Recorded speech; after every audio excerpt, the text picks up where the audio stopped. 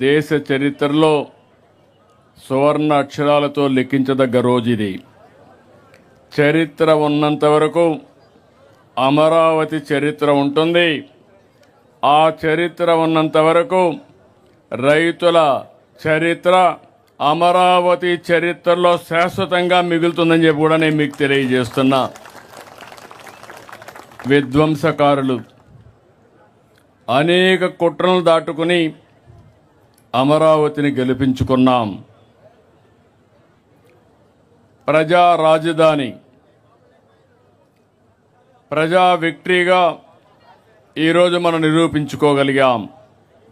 ఈ సందర్భంగా అమరావతి రైతులకు, రాష్ట్ర ప్రజలందరికీ అభినందనలు, శుభాభినందనలు.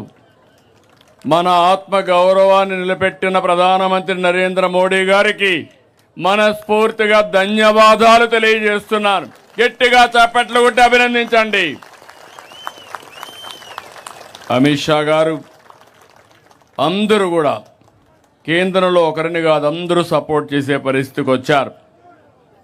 ఇదే ప్రాంతానికి ఇంత మునుపు కూడా వచ్చాను, ఒకసారి గుర్తు చేయడానికి.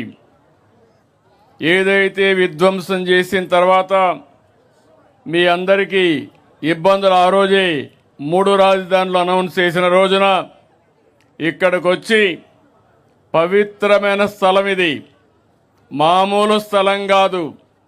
దేశంలో ఉండే ప్రార్థనాలయాలన్నిట్లో ఉండే పవిత్రమైన మట్టిని, పవిత్రమైన జలాలు తీసుకొచ్చి ఈ ప్రాంతమంతా పునీతం చేసి ఇక్కడ అలాంటి పవిత్రమైన మట్టి నీరు ఇక్కడ ఉంది. ఇప్పుడే మాధవ్ గారు చెప్పారు, ఆ రోజు ప్రధానమంత్రి గారు వచ్చినప్పుడు ఒక మాట చెప్పారు. నేను సాక్షాత్ పార్లమెంటు సాక్షిగా పార్లమెంటు దగ్గరుండే పవిత్రమైన మట్టిని, యమునా నది జలాల్ని ఇక్కడ తీసుకొచ్చాను. అంటే ఇది మట్టి జలాలు కాదు, దేశం మొత్తం అమరావతితో ఉంటామని చెప్పి నిరూపించిన రోజు ఇది. ఓసారి ఈ చరిత్ర మనం మర్చిపోతే చాలా కష్టమవుతుంది.